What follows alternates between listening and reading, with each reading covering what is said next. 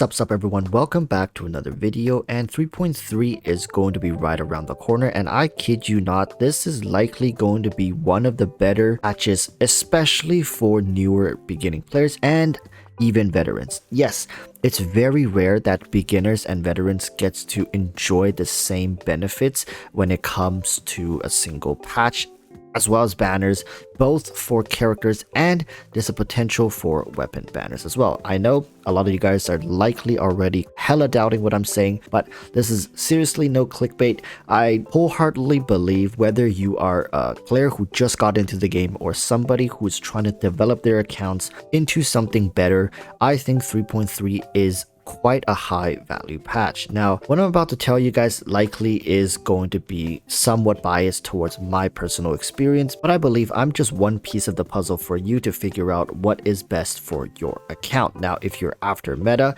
and power and just doing a ton of damage and seeing big numbers on screen, I think patch 3.3 has got you covered. Personally, for myself, my experience, especially when it comes to just smashing out Abyss as fast and efficiently as possible, has been Raiden Hyper Carry. This team has pretty much stayed consistent for the past, I don't even remember how many iterations. I believe since Raiden's release, she has been able to smash the Abyss. As long as you have at least a C2 Raiden, she can hard carry you almost by herself. Now, if you have a C0 Raiden, she can also carry, but she needs a couple buddies with her to carry as a team, as opposed to C2 Raiden, where you just funnel a bunch of into her and she just destroys everything. Now, this is why I want to say 3.3 is going to be amazing. Raiden is one of the key factors in why 3.3 is great both for beginners and veterans, right? Let's say you are somebody who just got into the game, relatively new. You're fresh out of the oven, coming in, no idea what's going on. Now, you stumbled across this video, congratulations. C0 Raiden is going to be your ticket to just blast through the game. Now, yes, C0 Raiden is strong, but the reason she is strong, you'll likely hear different things coming from different people. And I've had a lot of things hurled towards me for saying this, but I believe C0 Raiden is very difficult to carry everything just on her own. She's not really the entire centerpiece to carrying when she's at C0, because one of her best teams, which is Raiden National, which consists of Raiden Shogun, Bennett, Xiangling, and Xingqiu, these four characters arguably together combined makes one of the best early, mid, and late game free-to-play teams. Now, they call this the Raiden National. There are other teams Raiden can be played in C0, especially like Raiden Hyper Carry. A lot of people would say, you know, C0 Raiden Hyper Carry is amazing, but there are better Hyper Carry teams, so I'm not going to highlight that. But if you are somebody new to the game, you're just starting this game, investing into Raiden National not only gives you access to one of the best teams right now that you currently can possibly have access to as an early game player, but also sets you up for success in the long run of playing Genshin Impact. Now, yes, there's no guarantee that Bennett, Xiangling, Xingqiu are all going to be in patch 3.3, but Raiden is an important piece of the puzzle, because without Raiden, you can't really supercharge Bennett, Xingqiu, and Xiangling as easily. Now, the national team exists in many variations elsewhere, so having those 4-star characters in other teams can also yield you great results. But the point in pairing them with Raiden is not only because Raiden can justify somewhat with her damage on field, while also acting as a universal battery for all these units, right? Xiangling, Bennett, Xingqiu can all get their bursts charged up faster thanks to Raiden's passive talent. So that's an amazing quality that Raiden Shogun has, and that is unique only to Raiden Shogun. Now, this doesn't only work with Bennett, Xiangling, and Xingqiu. It works with any teammate that is a part of Raiden Shogun. So that's for the newer players. You're just starting the game, right? For the people who have been playing this game for months, years, and are not currently building Raiden vertically yet, this is your opportunity, right? Currently, after Raiden, some of the key units that we know of that are coming, I'll hide them.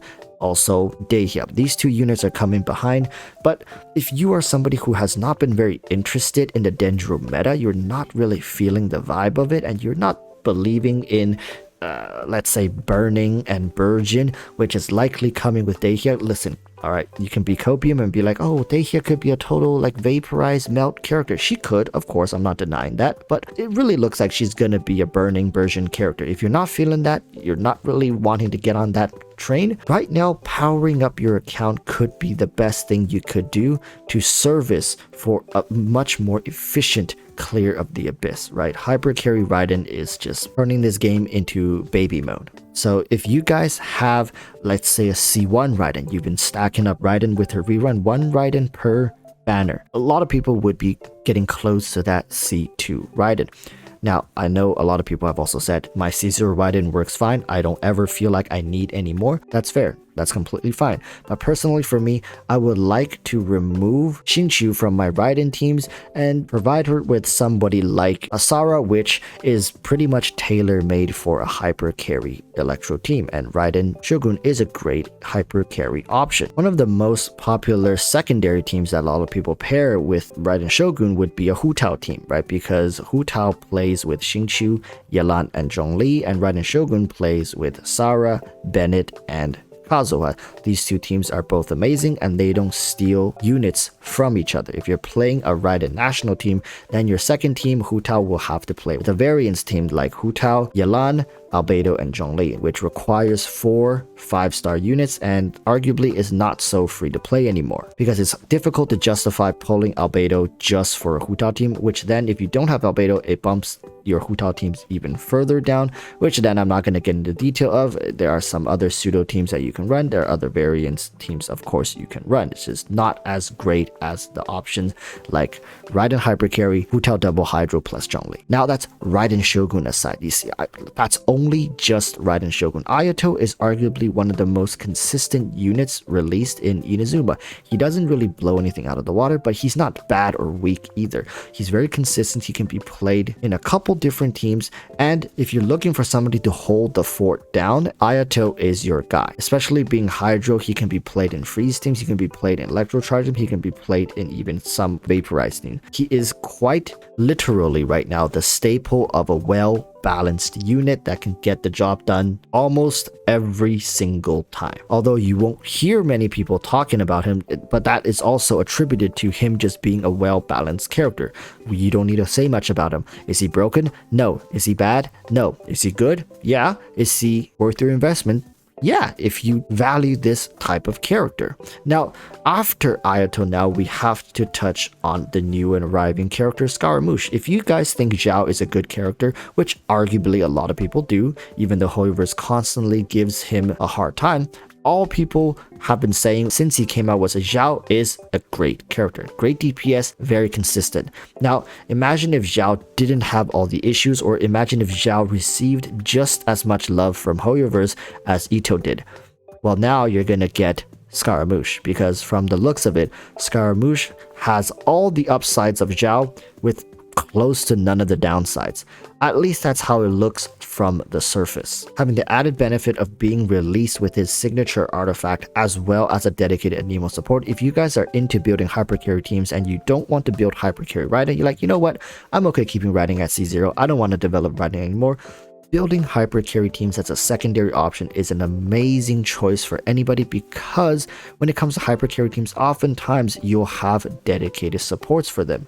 Ito is a Geo hypercarry with a Goro support, and Ayaka has Shinhe as a cryo support to supercharger along with Kazuha. And now we're being introduced to Scaramouche being an Anemo hypercarry with Faruzan. The beautiful thing about hypercarry teams is if you're building Raiden National, which a lot of people are, free-to-plays, even pay-to-win players likely lean towards this team. Hypercarry teams have yet to require units from Raiden National. Now that is the key to the beauty of patch 3.3, is that the banners and the characters rarely interfere with each other's team compositions. Elemental hypercarry teams requires Kazuha, so it's the same for Raiden Shogun, it's the same for Ayaka, but non-reaction focused mono teams such as Geo and Anemo likely won't favor Kazuha as much as the other ones, which also frees up Kazuha to be in other team options. And I do think Scaramouche teams likely won't have Kazuha in them either. I don't know. I'm gonna have to get my hands on this character and actually play him to figure it out, but so far it would seem that team flexibility and character preferences are going to be great for Scaramouche teams. Now, if this doesn't scream opportunity for players across the board,